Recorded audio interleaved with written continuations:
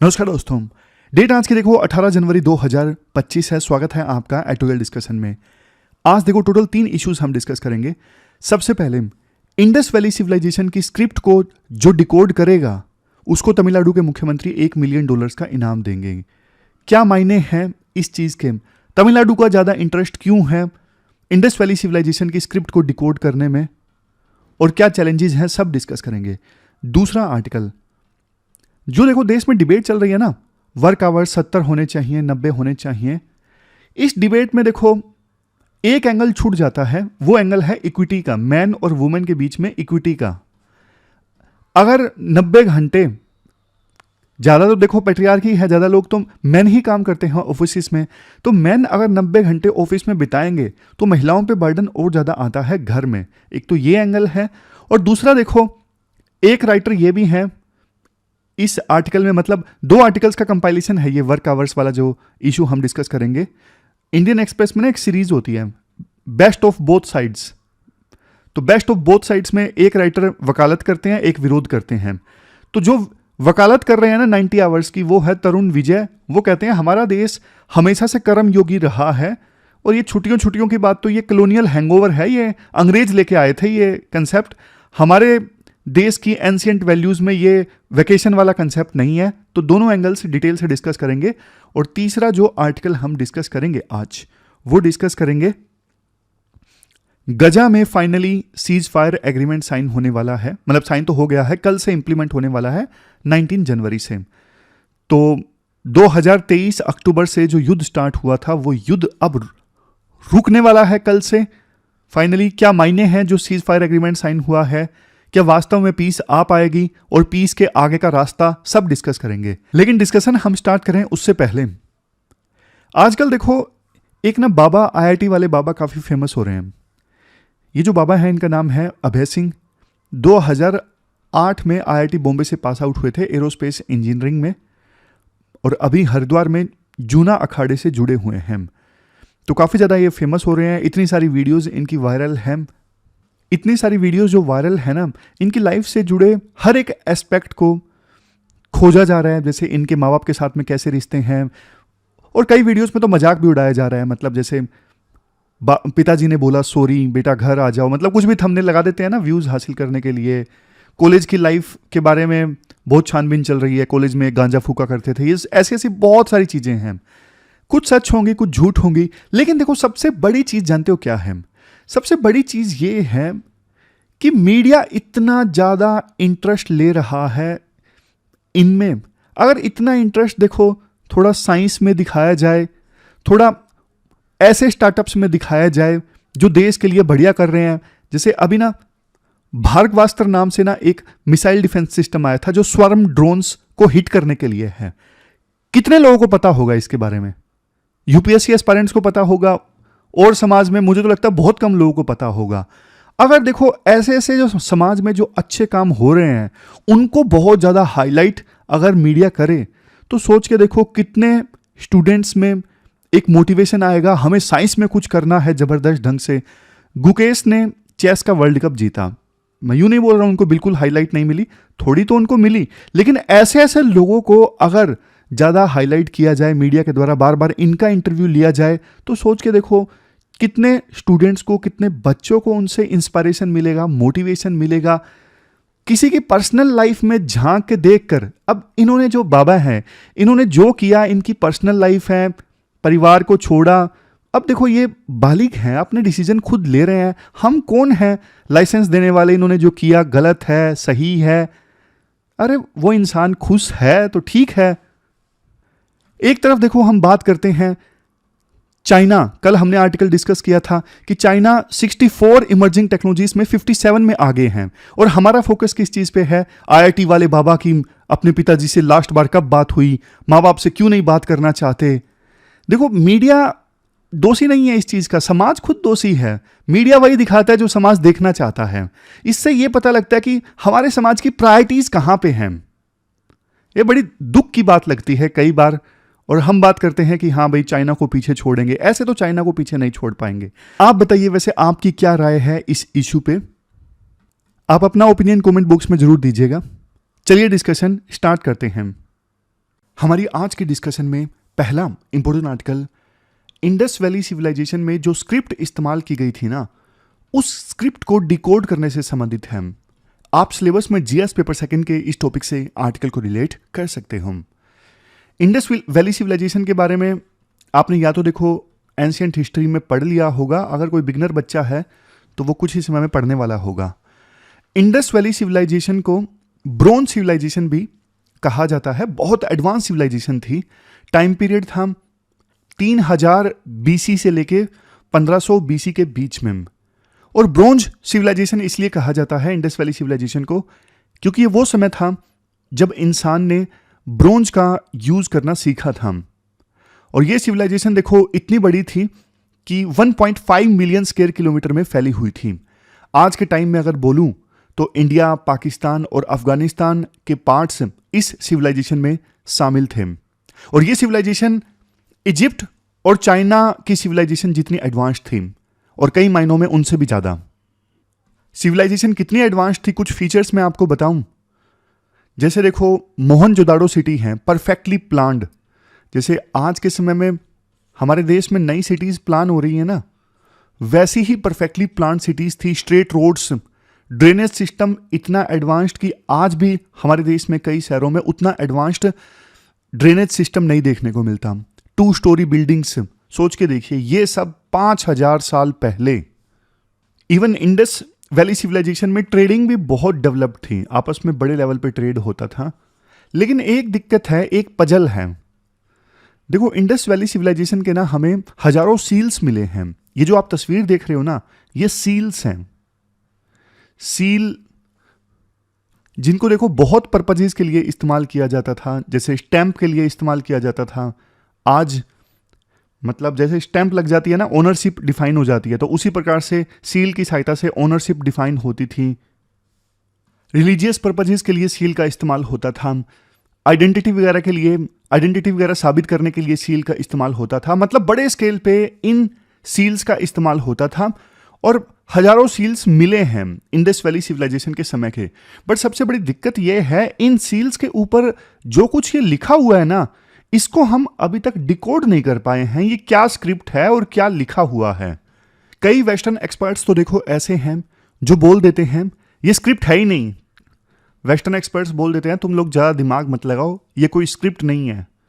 But Indian experts ये बोलते हैं भाई एक बात बताओ, हजारों सील्स मिली हैं और इतने सारी सील्स पे सेम चीज अंकित है, तो ऐसा कैसे हो सकता है कि सिस्टमेटिक ढंग से इतनी सारी सील्स मिली हैं और सब पे सेम कंटेंट है। मतलब बहुत सारे सील्स पे सेम तरह का कंटेंट है, तो कुछ तो मतलब होगा ना, सेम तरह का कंटेंट बार बार यूज हो रहा है। तो ये एक पजल है जो सोल्व करनी है। वैसे देखो इंडस वैली सिविलाइजेशन ना डिस्कवर की थी जॉन मार्शल ने सितंबर 1924 में। तो इसके अभी ना हाल ही में 100 साल पूरे हुए थे। 100 साल पूरे होने के उपलक्ष्य में ना तमिलनाडु के जो मुख्यमंत्री थे ना M.K. स्टालिन, इन्होंने ना क्या कर दिया, जोश में आके $1 मिलियन का इनाम घोषित कर दिया कि जो रिसर्चर इंडस वैली सिविलाइजेशन की स्क्रिप्ट को सक्सेसफुली डिकोड करेगा ना, उसको तमिलनाडु की सरकार $1 मिलियन का इनाम देगी। अब आप बोलोगे ये तमिलनाडु का ज्यादा इंटरेस्ट क्यों है, राज्य तो हमारे देश में और भी बहुत सारे हैं। तमिलनाडु का इंटरेस्ट ज्यादा देखो इसलिए है क्योंकि एक थ्योरी ये है कि ये जो स्क्रिप्ट है ना इंडस वैली सिविलाइजेशन की, ये प्रोटो डर्विडियन स्क्रिप्ट थी। प्रोटो मतलब डर्विडियन लैंग्वेज की एंसेस्टर लैंग्वेज आप मान लीजिए, तो मतलब उस टाइप की स्क्रिप्ट थी। मतलब ये आर्यन माइग्रेशन से पहले की स्क्रिप्ट थी। तो अगर देखो ऐसा साबित हो जाता है, जैसा कि कुछ लोग बोलते हैं कि ये जो स्क्रिप्ट है ये प्रोटो डर्विडियन स्क्रिप्ट है, तो फिर जो तमिल लैंग्वेज है उसकी जो इज्जत है वो तो और भी ज़्यादा बढ़ जाएगी ना। वो तो बहुत पुरानी लैंग्वेज बन जाएगी, और भी ज़्यादा पुरानी लैंग्वेज बन जाएगी। तो तमिल लैंग्वेज को रिस्पेक्ट और ज़्यादा मिलेगी, और ज़्यादा रिकॉग्निशन मिलेगा। इस वजह से तमिलनाडु की जो सरकार है वो ज़्यादा इंटरेस्टेड है। और एक खास बात ये है, तमिलनाडु में ना कुछ साइंस मिले हैं ऐसे, मतलब इंडस वैली सिविलाइजेशन के सील्स पे जो साइंस है ना, ऐसे ऐसे जो साइंस हैं वो तमिलनाडु में भी कुछ ऑब्जेक्ट्स पे पास्ट में मिले हैं। इसी वजह से तमिलनाडु का जो इंटरेस्ट है वो ज़्यादा है। बट देखो रिसर्च में ना बहुत सारी प्रॉब्लम्स हैं। सबसे बड़ी प्रॉब्लम ये है, हजारों सील्स तो मिली हैं अभी तक, लेकिन सबका जो डेटा है ना, कंप्लीट डेटा, वो पब्लिक डोमेन में अवेलेबल नहीं है। और दूसरी प्रॉब्लम ये है कि ये जो रिसर्च है ना, अलग अलग कंट्रीज में अलग अलग चल रही है। इंडिया में कुछ हो रहा है, पाकिस्तान में कुछ हो रहा है, अफगानिस्तान में तो तालिबान का रूल है, वहाँ पे क्या ही रिसर्च हो रही होगी, लेकिन वहाँ पे भी कुछ सील्स जो मिली हैं वो रखी हुई हैं। तो सॉल्यूशन क्या हो सकता है? सॉल्यूशन राइटर कहते हैं ये हो सकता है कि साउथ एशियन कंट्रीज को ना मिल के काम करना चाहिए, क्योंकि हो सकता है इंडियन रिसर्चर्स को कोई बढ़िया चीज़ मिल जाए जो पाकिस्तान में रखी हुई है या फिर अफगानिस्तान में रखी हुई है, जिससे उनकी प्रॉब्लम सोल्व हो जाए, जिससे उनकी रिसर्च आगे बढ़ सके। तो इस वजह से साउथ एशियन कंट्रीज को ना इस मामले में थोड़ा मिल के काम करना चाहिए, ताकि इंडस वैली सिविलाइजेशन से संबंधित ना और ज़्यादा डिटेल्स जो हैं वो फाइंड आउट की जा सके। एक और जो दिक्कत आती है वो ये भी आती है, जब देखो ज़्यादा रिसर्च होती है ना, मान लीजिए स्क्रिप्ट डिकोड करने के लिए रिसर्च चल रही है, कुछ नई फाइंडिंग्स मिली, तो अब जो नई फाइंडिंग्स है ना, वो देखो इस्टाब्लिश्ड फाइंडिंग्स के कई बार अगेंस्ट होती हैं। मतलब अभी तक हम इंडस वैली सिविलाइजेशन के बारे में ये सोचते थे जैसे हाईली लिटरेट सोसाइटी थी इंडस वैली सिविलाइजेशन, लेकिन सिर्फ हाइपोथेटिकल बोल रहा हूँ समझाने के लिए पॉइंट। अभी कुछ ऐसा पता लग जाए जिससे ये पता लगता है कि इंडस वैली सिविलाइजेशन में लोग पढ़े लिखे नहीं थे, तो फिर ना उस चीज़ को सरकारें मानती नहीं है। सरकार बोलती है नहीं नहीं नहीं, रिसर्च को हम नहीं मानते। तो राइटर ये बोलते हैं नई फाइंडिंग्स अगर कुछ सामने आती है ना, तो उनको मानना चाहिए रिसर्च के बेस पे। अगर वो आती हैं तो इंटेलेक्चुअल परस्यूट को ज़्यादा तवज्जो देना चाहिए, बजाय इसके कि हाँ भाई आपकी प्राइड है, पुरानी सिविलाइजेशन कितनी एडवांस थी, इसमें आप गर्व महसूस करते हो, आप इसको देश के नेशनलिज्म से जोड़ के देखते हो। ऐसा नहीं होना चाहिए। इसके बाद लास्ट में राइटर ये बोलते हैं, देखो अलग अलग देशों के बीच में पॉलिटिकल डिफरेंसेस जो हैं, अगर वो बने रहेंगे तो फिर देखो इंडस वैली सिविलाइजेशन पे बेस्ट रिसर्च नहीं हो पाएगी और वर्ल्ड जो है बेस्ट रिसर्च से वंचित रह जाएगा, और जो मिस्ट्री है इंडस वैली सिविलाइजेशन की वो कभी पता नहीं लग पाएगी। इसलिए साउथ एशियन कंट्रीज को मिलकर काम करना चाहिए इंडस वैली सिविलाइजेशन के स्क्रिप्ट को डिकोड करने पे और नई नई फाइंडिंग्स फाइंड आउट करने पे। तो ये हमने पूरा आर्टिकल डिस्कस किया। चलते हैं आगे। इसके बाद नेक्स्ट आर्टिकल, एक हफ्ते में 70 से 90 घंटे के बीच में काम करना, ये आंसर नहीं है, ज़्यादा इक्विटी आंसर है। कैसे? आप सिलेबस में देखो जीएस पेपर 3 के इस टॉपिक से, और इवन जीएस पेपर 1 में जो वुमेन रिलेटेड टॉपिक है ना, वहाँ से भी आर्टिकल को रिलेट कर सकते हम। अभी देखो कुछ दिनों पहले की ये बात है, L&T के जो MD है ना, उन्होंने एक बात कही जो वायरल हो गई कि हफ्ते में 90 घंटे काम करना चाहिए। एक मैन अपनी बीवी को कितने देर तक घूरेगा? तो उनकी ये स्टेटमेंट काफ़ी ज़्यादा वायरल हो गई। देखो MD साहब का लॉजिक क्या था? MD साहब का लॉजिक ये था, आप वीकेंड पे घर बैठते हो, उसका क्या फ़ायदा? इससे अच्छा आप ऑफिस में आके कंपनी की ग्रोथ में कंट्रीब्यूट कीजिए। लेकिन देखो एक चीज़ जो यहाँ पे नोटिस नहीं हुई, अगर एक मैन 90 घंटे ऑफिस में बिताएगा तो घर पे काम कौन करेगी? घर पे काम करेगी वुमन। आमतौर पे होता क्या है, ग्राउंड रियलिटी क्या होती है, हमारे देश में ना एक एवरेज मेल एम्प्लॉय का दिन कैसे बीतता है? ऑफिस जाते हैं, काम करते हैं, घर आते हैं, दिन खत्म, वीकेंड पे रेस्ट करते हैं, बट घर का सारा काम उन्हें किया हुआ मिलता है, जैसे बच्चों की केयर, घर की साफ सफाई, एल्डर्स की केयर, बच्चों के स्कूल में जाना, सारा काम उनको किया हुआ मिलता है आमतौर पे। अब हर घर की सिचुएशन वैसे अलग होती है। डेटा देखो ये दिखाता है कि इंडिया में जो वुमेन है ना, वो मैन से 10 गुना ज़्यादा डोमेस्टिक वर्क करती है। मतलब अगर एक आदमी 1 घंटा घर का काम करता है तो औरत 10 घंटे घर का काम करती हैं। हरियाणा में ये गैप 17 गुना है और गुजरात में 14 गुना है। नीचे देखिए।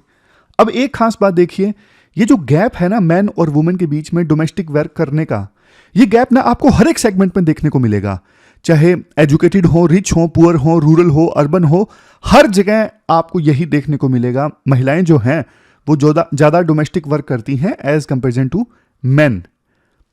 अब इसका डायरेक्ट इम्पैक्ट क्या है? डायरेक्ट इम्पैक्ट इसका ये होता है, जो महिलाएं हैं वो देखो वर्क फोर्स में नहीं आ पाती, उनका लेबर फोर्स में पार्टिसिपेशन बहुत कम रहता है। डेटा देखो ये बताता है कि हर 10 मैन के अगेंस्ट सिर्फ 4 महिलाएं वर्क फोर्स में हैं। क्यों? क्योंकि उनके ऊपर घर की डबल रिस्पॉन्सिबिलिटी है। अब देखो गरीब घरों में क्या होता है, मतलब जो पुअरेस्ट सेक्शन है वहां पे डोमेस्टिक वर्क का गैप कम है, क्योंकि देखो दोनों हस्बैंड और वाइफ दोनों को सर्वाइवल के लिए ना काम करना पड़ता है, पर ये जॉब्स 90 आवर्स की होती हैं और वो भी बिना सिक्योरिटी के, बिना बेनिफिट के, बिना सोशल सिक्योरिटी के, जैसे पेंशन, इंश्योरेंस, वो सारी चीजें। और ये हमने किन की बात की? ये हमने पुअरेस्ट सेक्शंस की बात की, मतलब जो इनकम लेवल में बॉटम वाले 25% लोग हैं ना, उनकी हमने बात की। और ये देखो सबसे बड़ा प्रूफ है कि ज्यादा काम करने से हमेशा ग्रोथ नहीं मिलती। अब जैसे हमने ये बॉटम वाले 25% लोगों की बात की जो पुअरेस्ट सेक्शन है, यहां पे तो ये तो 90 घंटे काम करते हैं एक हफ्ते में, लेकिन फिर भी गरीब हैं, ग्रोथ नहीं हो पा रही है। तो ये सबसे बड़ा सबूत है कि ज्यादा काम करना is not always equal to growth. अब आप कॉर्पोरेट वर्ल्ड की बात कीजिए। L&T की लेटेस्ट रिपोर्ट ये कहती है मैनेजमेंट की जो सैलरी है ना वो 20.38% तक बढ़ी पिछले एक साल में, बट वर्कर्स की सैलरी बढ़ी सिर्फ 1.74%। ये गैप क्यों? क्योंकि देखो L&T की प्रॉफिट का बड़ा हिस्सा ना मैनेजमेंट को कमीशन के थ्रू मिला। अब यहां पे ना नोबेल पुरस्कार विजेता है क्लोडिया गोल्डिन। क्लोडिया गोल्डिन ना एक कंसेप्ट देती है, ग्रीडी जॉब्स। ग्रीडी जॉब्स कौन सी जॉब्स हैं? ग्रीडी जॉब्स देखो ये वो जॉब्स हैं जो पैसा तो बहुत देती हैं बट आपका टाइम भी बहुत ले जाती हैं। इन ग्रीडी जॉब्स में क्या होता है, late night meetings, travel, networking सब करना पड़ता है। अब देखो एक फैमिली में ना हस्बैंड वाइफ हैं, अब दोनों लोग हस्बैंड वाइफ दोनों ग्रीडी जॉब्स नहीं कर सकते, क्योंकि दोनों ही ग्रीडी जॉब्स करेंगे, लेट नाइट मीटिंग्स करेंगे तो बच्चों का क्या होगा। इस वजह से ना किसी एक को ग्रीडी जॉब करनी पड़ती है और दूसरे को थोड़ा सेक्रीफाइस करना पड़ता है, मम्मी ट्रैक पे आना पड़ता है, मम्मी ट्रैक पे।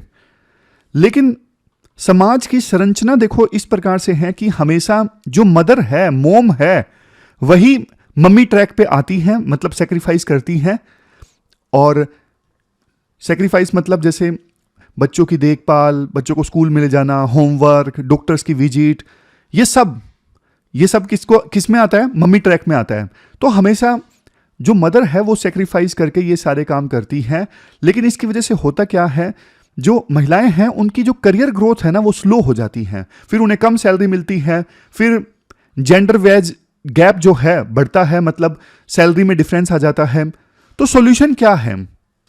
तो राइटर ना सॉल्यूशन भी देती है, हमें ना ज्यादा आवर्स के बजाय ना सस्टेनेबल वर्क शेड्यूल पे फोकस करना होगा। सस्टेनेबल वर्क शेड्यूल मतलब ऐसा वर्क शेड्यूल जिससे ना हस्बैंड वाइफ दोनों मिलके थोड़ा घर का काम संभाल सकें और दोनों मिलके थोड़ा बच्चों पे ध्यान दे सकें। और ऐसा नहीं कि सस्टेनेबल वर्क आवर्स के नाम पे फिर सैलरी कम दी जाए, कंपनसेशन कम दी जाए, नहीं भाई, फेयर कंपनसेशन दी जानी चाहिए। और देखो प्रोडक्टिविटी का मतलब बर्नआउट नहीं होना चाहिए कि हाँ भाई इतने घंटे काम करवा लिया, सामने वाला इंसान कतई बर्नआउट हो गया। एक बैलेंस जरूरी है, एम्प्लॉय जो है वो एग्जॉस्ट नहीं होना चाहिए।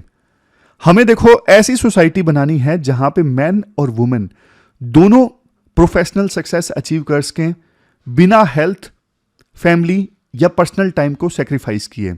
और ये सिर्फ कॉर्पोरेट की नहीं, पूरे सोसाइटी की रिस्पॉन्सिबिलिटी है, तभी हम सही मायनों में प्रोस्पर और इक्विटेबल फ्यूचर क्रिएट कर पाएंगे।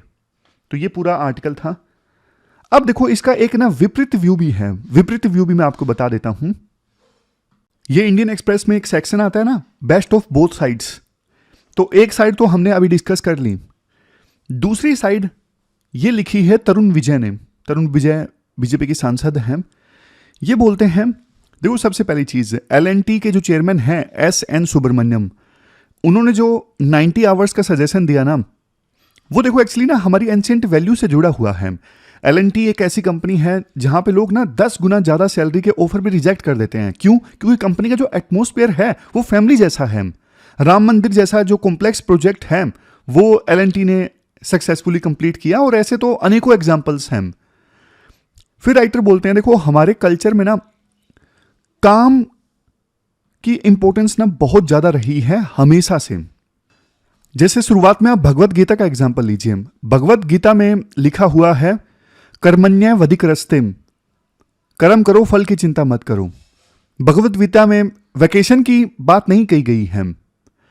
एंशियंट टेक्स्ट उठा लीजिए, कॉन्स्टिट्यूशन उठा लीजिए, हर जगह काम को प्रायोरिटी दी गई है। हमारे यहां पे ना कर्म योगी आइडियल्स रहे हैं, ना कि वैकेशन भोगी। वनप्रस्थ आश्रम तक लोग काम करते थे, और ये तो उपनिषदों में कहा गया है अगर 100 साल जीना है तो कर्म करते रहो। इवन देखो, आप स्वामी विवेकानंद जी का जो फेमस कोट है ना, वो याद कर लीजिए, rise awake and stop not till goal is achieved. मतलब उठो जागो और तब तक काम करते रहो जब तक आपका जो गोल है वो अचीव ना हो जाए। ये तो काफी फेमस कोट है। स्वामी विवेकानंद जी ने ये नहीं बोला कि मॉरिशस जाओ रिजुवनिएट करो। तो मतलब वर्क इज वर्शिप का जो कंसेप्ट है ना, हमेशा से हमारी वैल्यूज में रहा है। संविधान में देखो वर्क कल्चर को कैसे प्रमोट किया गया है। फंडामेंटल ड्यूटी है आर्टिकल 51A में, जिसमें क्लियरली मेंशन किया गया है हर सिटीजन की ड्यूटी है नेशन बिल्डिंग में कंट्रीब्यूट करना। और यहां पे ना एक चीज मैं आपको दिखाता हूं, ये देखो, सा विद्या या विमुक्तय, इसका क्या मतलब है? सा विद्या या विमुक्तय, इसका मतलब देखो ये है, एजुकेशन का पर्पस यही है कि वो आपको ना लाइफ चूज करने लायक बनाए, वो लाइफ जो आपको पसंद है। जब देखो आप अपना काम पसंद करते हो ना, तो आप ये नहीं देखते मैं 70 घंटे काम कर रहा हूं या फिर 90 घंटे काम कर रहा हूं। और अगर आपको अपना काम करना पसंद नहीं है तो फिर तो देखो आपको 8 घंटे भी टॉर्चर लगते हैं। राइटर एक और एग्जाम्पल देते हैं, जैसे विश्वकर्मा पूजा होती है हमारे देश में। विश्वकर्मा पूजा में ना टूल्स की पूजा होती है, मशीनरी को इंपॉर्टेंस दी जाती है और काम को ना काफी पवित्र माना जाता है। प्रधानमंत्री मोदी का एग्जाम्पल दिया जाता है। प्रधानमंत्री मोदी इसी ट्रेडिशन को फॉलो करते हैं। मोदी जी छुट्टी नहीं लेते, रियो से दिल्ली की फ्लाइट में भी फाइल्स पे काम करते रहते हैं, रैली के लिए सीधे फ्लाइट से स्टेज पर पहुंच जाते हैं। तो ये कर्म योगी की स्पिरिट है। लास्ट में राइटर देखो इस आर्टिकल में ये बोलते हैं, देखो इंडिया में ना दुनिया के सबसे ज्यादा गरीब लोग हैं, मतलब पॉपुलेशन के हिसाब से। हमें अगर भारत को ग्लोबल मैन्युफैक्चरिंग हब बनाना है ना, तो हार्डवर्क की तो जरूरत है। अब कई राज्यों में ऐसा देखा जाता है, जैसे वेस्ट बंगाल है, वहां पे ना यूनियंस बार बार स्ट्राइक करती हैं। मतलब वैकेशन को जैसे राइट मान लिया गया है, हड़ताल किया, इससे इकोनॉमी को कितना ज्यादा नुकसान होता है। राइटर अनऑर्गेनाइज सेक्टर का एग्जाम्पल देते हैं, जैसे एक सब्जी वाला है, सुबह 4 बजे उठता है, रात को 10 बजे तक वो काम करता है, उसके लिए 90 घंटे काम करना नॉर्मल है। तो क्या हमें उस सब्जी वाले को फोर्स करना चाहिए कि नहीं भाई तुम छुट्टी लो, नहीं भाई तुम इतना काम क्यों कर रहे हो? तो राइटर बोलते हैं वैकेशन के प्रति जो क्रेज है ना, ये कॉलोनियल हैंगओवर है। ब्रिटिश रूल के समय में ये माइंडसेट डेवलप हुआ था कि काम से छुट्टी चाहिए, इसलिए कई बार हम देखते हैं स्टेट गवर्नमेंट्स जो हैं फेस्टिवल्स पे हॉलीडेज डिक्लेयर कर देती हैं। इससे भी इकोनॉमी को बहुत नुकसान होता है। इवन देखो जो हमारे फ्रीडम मूवमेंट के हीरोज थे ना, जैसे तिलक, गांधी, बोस, इन्होंने कंटिन्यूअस वर्क किया, ये ब्रेक वगैरह नहीं लेते थे, ब्रेक को समझते ही नहीं थे। ये मॉडर्न इंडिया के जो आर्किटेक्ट्स हैं, सरदार पटेल, विक्रम साराभाई, अब्दुल कलाम साहब, ये सब कर्म योगी थे।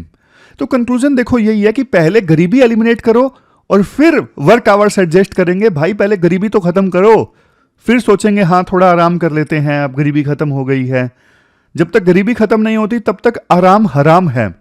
इकोनॉमी को बूस्ट करने के लिए, डेवलपमेंट के लिए हार्डवर्क जरूरी है, और ये हमारे कल्चर में भी है और हमारे लिए आज की आवश्यकता भी है। तो ये पूरा आर्टिकल हमने डिस्कस किया, एक अलग एंगल मैंने आपको दे दिया। इसके बाद नेक्स्ट आर्टिकल देखो, इजराइल और हमास के बीच में साइन हुए सीज फायर एग्रीमेंट के बारे में है। देखो नवंबर 2023 में, या फिर यूं कहें उससे भी पहले, जब अक्टूबर में हमास ने इजराइल के ऊपर अटैक किया था, तब जो युद्ध स्टार्ट हुआ था इजराइल और हमास के बीच में, वो युद्ध अब खात्मे की ओर है। एक सीज फायर एग्रीमेंट साइन हुआ है इजराइल और हमास के बीच में, और मीडिएशन करवाया गया था, एक तरफ कतर और दूसरी तरफ यूएसए के द्वारा। क्या कुछ डिसाइड हुआ है वो मैं आपको बताऊं उससे पहले देखो, इस युद्ध में ना 46,000 गजा के लोगों की डेथ हो गई और 2000 इजराइल के लोगों की डेथ हो गई, जिसमें से ऑलमोस्ट आधे सोल्जर्स हैं। और लाखों लोग गजा में डिस्प्लेस हो गए इस युद्ध की वजह से। दोनों साइड बहुत सारे लोग इंजर्ड हो गए। मतलब देखो, युद्ध ने बहुत तबाही मचाई। गजा में इंफ्रास्ट्रक्चर को बहुत ज़्यादा नुकसान पहुंचा। इंफ्रास्ट्रक्चर तो ऑलमोस्ट समतल हो गया गजा में, मतलब इतना ज़्यादा नुकसान हुआ है। लेकिन अब एक सीज फायर एग्रीमेंट साइन हुआ है। यह सीज फायर एग्रीमेंट 3 फेसेस में इंप्लीमेंट किया जाएगा। पहला फेस होगा 42 डेज का। इसमें देखो ये होगा, दोनों तरफ से प्रिजनर्स का एक्सचेंज होगा। इजराइल के जो 33 होस्टेजेस हैं उनको छोड़ा जाएगा हमास के द्वारा, और हर एक इजराइल के होस्टेज को जो छोड़ा जाएगा ना, उसके बदले में 30 पैलेस्टीनियन प्रिजनर्स को छोड़ा जाएगा। और अगर फीमेल सोल्जर को छोड़ा जा रहा है हमास के द्वारा, तो फिर उसके बदले में 50 पैलेस्टीनियन प्रिजनर्स को छोड़ा जाएगा। रेशियो है, अगर इजराइल का एक होस्टेज तो पैलेस्टीन के कितने होस्टेजेस को छोड़ा जाएगा? 30। लेकिन अगर एक फीमेल इजरायली होस्टेज को छोड़ा जा रहा है तो 50 पैलेस्टीनियन प्रिजनर्स को छोड़ा जाएगा। और क्या क्या है, फाइटिंग रुक जाएगी। इजरायली जो फोर्सेस हैं वो पॉपुलेटेड एरिया से दूर चले जाएंगे, बफर जोन में आ जाएंगे। इसके अलावा जो पैलेस्टीन के लोग डिस्प्लेस हो चुके हैं वो अपने घरों की ओर आएंगे वापस। और अभी जो एड नहीं आ पा रही है गजा में, ह्यूमैनिटेरियन एड आ सकेगी। तो ये सब चीजें होगी फेज फर्स्ट में। फेज सेकंड में क्या होगा?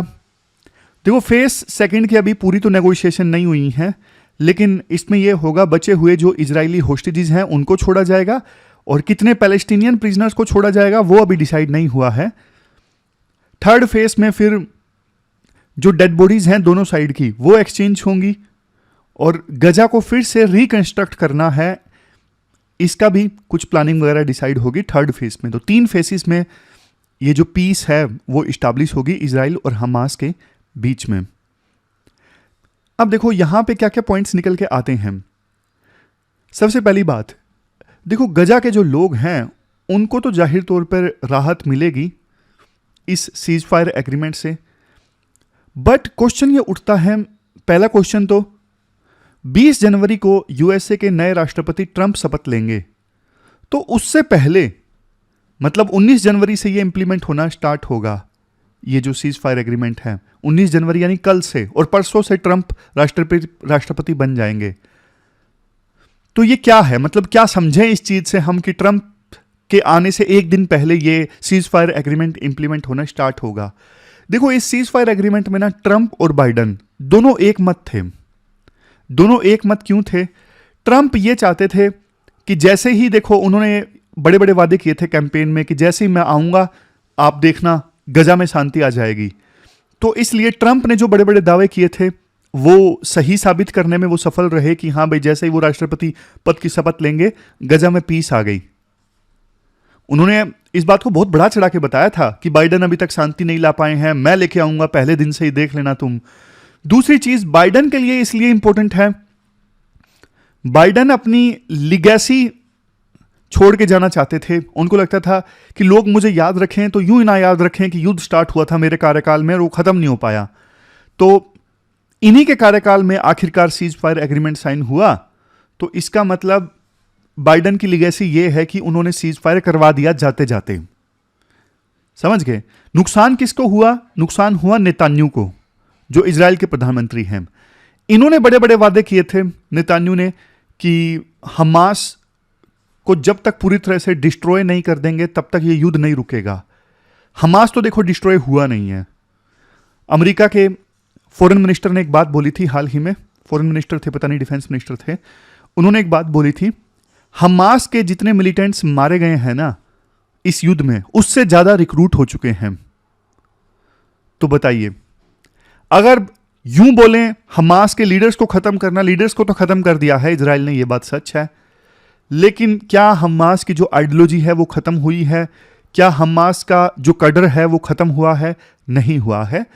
तो नेतान्याहू का वो कहना कि जब तक हमास पूरी तरह से डिस्ट्रॉय नहीं हो जाएगा तब तक युद्ध खत्म नहीं होगा, वो बात सही साबित नहीं हुई। इजराइल ने पहले सीज फायर एग्रीमेंट साइन कर लिया बिना हमास को खत्म किए। तो फिर देखो, आप पूछोगे सर आखिरकार फिर इजराइल के प्रधानमंत्री नेतन्याहू ने ऐसा किया क्यों, उनके ऊपर क्या दबाव था? क्योंकि देखो, परसों से ना 20 जनवरी से ट्रंप राष्ट्रपति बन रहे हैं और ट्रंप का दबाव था नेतन्याहू के ऊपर, इजराइल के ऊपर, कि जल्दी से जल्दी सीज फायर साइन करो ताकि मैं दुनिया को दिखा सकूं, देखो मेरे आते ही सीज फायर हो गया, मतलब मेरे आने से पहले ही हो गया। तो वो भी एक्टिव थे इन नेगोशिएशंस के दौरान, सीज फायर की नेगोशिएशन के दौरान। तो ट्रंप का दबाव था नेतन्याहू के ऊपर, और ट्रंप जो है ना वो पॉलिसी से ज्यादा पर्सनैलिटी पे फोकस करते हैं। मतलब नेतन्याहू ने ट्रंप को नाराज नहीं करना चाहते थे, वो एक वर्किंग रिलेशनशिप चाहते थे ट्रंप के साथ में, क्योंकि यूएसए ने बहुत सपोर्ट किया है इजराइल को, और ट्रंप तो वैसे भी रिपब्लिकन पार्टी के हैं, रिपब्लिकन पार्टी तो इजराइल को ज्यादा सपोर्ट करती है। और नेतन्याहू ये भी चाहते थे कि देखो अब जैसे ये सीज फायर एग्रीमेंट हो गया, मान लीजिए हमास ने नहीं माना और फिर से हमला कर दिया, तो फिर कम से कम ट्रंप का ज्यादा साथ मिलेगा, फिर यूएसए का ज्यादा साथ मिलेगा। ये भी नेतन्याहू की सोच थी, इसलिए वो मान गए कि चलो ठीक है सीज फायर एग्रीमेंट साइन कर लेते हैं। एक सेकेंड, इसको हटा देते हैं। हाँ, तो सीज फायर एग्रीमेंट साइन हो गया। बट देखो क्वेश्चन ये उठता है, निकल के क्या आया युद्ध से? कुछ नहीं निकल के आया। जो परमानेंट सॉल्यूशन है ना पैलेस्टीन और इजराइल के बीच में फाइट का, वो 2 स्टेट सॉल्यूशन है, पैलेस्टीन के रूप में अलग से एक देश बने। लेकिन क्या कोई इस पे सहमति बनी हमास या इजराइल के बीच में? नहीं बनी, कुछ भी नहीं बनी। तो मतलब बैक टू स्क्वायर वन वाली पोजीशन है। युद्ध खत्म हो गया, लेकिन क्या गारंटी है 2 साल के बाद फिर से युद्ध स्टार्ट हो जाए, 3 साल के बाद? यही तो हो रहा है पिछले कितने सालों से। कोशिश होनी चाहिए थी कि कोई परमानेंट सॉल्यूशन निकाला जाए इस डिस्प्यूट का, लेकिन परमानेंट सॉल्यूशन कुछ नहीं निकल के आया। और देखो, बात गजा को रिकंस्ट्रक्ट करने की है। गजा में इंफ्रास्ट्रक्चर का जो भारी नुकसान हुआ है, तो अरब कंट्रीज का यहां पे मेन रोल होगा। अरब कंट्रीज अब देखने वाली बात होंगी कितना पैसा यहां पे लगाते हैं गजा को रिकंस्ट्रक्ट करने के लिए। और एक जो कंसर्न है वो ये भी है, देखो इजराइल और कुछ अरब कंट्रीज नहीं चाहते यहां पे गजा में हमास का रूल हो, किसी दूसरी ऑर्गेनाइजेशन का रूल होना चाहिए। जैसे फतेह एक दूसरी ऑर्गेनाइजेशन है जो वेस्ट बैंक में रूल करती है इस एरिया में, उस ऑर्गेनाइजेशन का रूल हो सकता है। लेकिन इस जो फतेह ऑर्गेनाइजेशन है ना, उसका कोई से यहां पे है नहीं गजा में, मतलब लोगों में पॉपुलर नहीं है वो ऑर्गेनाइजेशन। तो हमास के हाथ में पहले कंट्रोल था, अभी भी हमास के हाथ में कंट्रोल है, तो मतलब कुछ चेंज नहीं हुआ। ना तो इजराइल कुछ खास चेंज कर सका, ना ही अरब कंट्रीज अब इस बात को मनवा सकते कि भैया हम पैसा तो लगाने के लिए तैयार हैं, लेकिन कोई दूसरी ऑर्गेनाइजेशन यहां पे चीजें कंट्रोल करे। कोई दूसरी ऑर्गेनाइजेशन है ही नहीं, इफेक्टिवली कंट्रोल फिर भी हमास के हाथ में ही रहेगा। यह दिक्कत है। तो इंटरनेशनल कम्युनिटी का रोल क्या होना चाहिए? देखो, इंटरनेशनल कम्युनिटी का रोल यही होना चाहिए कि परमानेंट सॉल्यूशन पे फोकस किया जाए, ताकि लॉन्ग टर्म स्टेबिलिटी आ सके और बार बार युद्ध स्टार्ट ना हो। इसी पे इंटरनेशनल कम्युनिटी का फोकस होना चाहिए। तो ये पूरा आर्टिकल हमने डिस्कस किया। अब लास्ट में देख लेते हैं कौन कौन से आर्टिकल्स हमने डिस्कस किए। हमने इंडस वैली सिविलाइजेशन की स्क्रिप्ट को डिकोड करने से संबंधित आर्टिकल डिस्कस किया। हमने ये डिस्कस किया सिविलाइजेशन काफ़ी एडवांस थी, लेकिन स्क्रिप्ट अभी तक हम नहीं डिकोड कर पाए हैं। इतनी सारी जो सील्स हमें वहाँ से मिली हैं।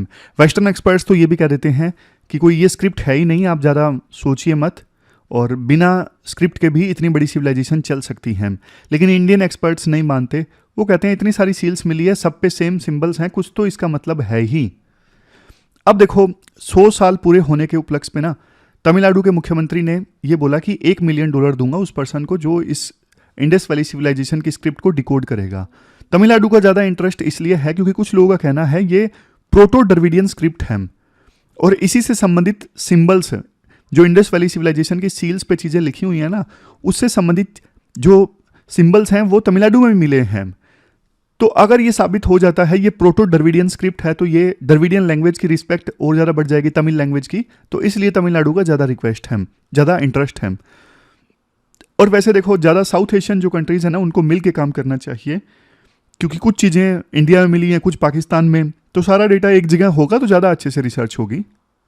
फिर ये वर्किंग आवर से संबंधित आर्टिकल हमने डिस्कस किया था, इक्विटी वाला, जिसमें पहले हमने ये डिस्कस किया था कि मैन ज़्यादा काम करता है ऑफिस में, तो सारा जो बर्डन है घर पे काम करने का महिलाओं के ऊपर आ जाता है। डोमेस्टिक वर्क के मामले में गैप बहुत ज़्यादा है। हरियाणा में अगर महिलाएं 17 घंटे काम करती हैं तो पुरुष 1 घंटे घर का काम करते हैं। गुजरात में ये गैप 14 गुना है। तो देखो, घर का काम करने की जिम्मेदारी दोनों की है। महिलाएं घर का काम ज़्यादा करती हैं, इस वजह से उनका वर्क फोर्स में पार्टिसिपेशन कम रहता है, उनके जो वेजेस हैं वो कम रहते हैं, करियर में ग्रोथ नहीं हो पाती, तो ये बात गलत है। फिर हमने वो तरुण विजय वाला आर्टिकल भी डिस्कस किया था कि ये वैकेशन तो कॉलोनियल हैंगओवर है, और इंडिया में तो हमेशा से वर्क पे बात हुई है। स्वामी विवेकानंद जी, भगवत गीता, हर जगह काम पे फोकस किया गया है। और जब तक देखो हमारे देश में गरीबी है, तब तक हमें आराम की बात नहीं करनी चाहिए। एक बार अगर गरीबी खत्म हो गई तो हम वर्किंग आवर जो है वो एडजस्ट कर लेंगे, लेकिन तब तक वैकेशन की बात करना ये गलत है। तो ये व्यू हमने डिस्कस किया था तरुण विजय का। फिर लास्ट आर्टिकल तो वो था गजा में सीज फायर को लेके, तो वो तो हमने डिस्कस कर लिया। वो इशू समझना था, वो उसके पॉइंट अलग से इंपॉर्टेंट नहीं है।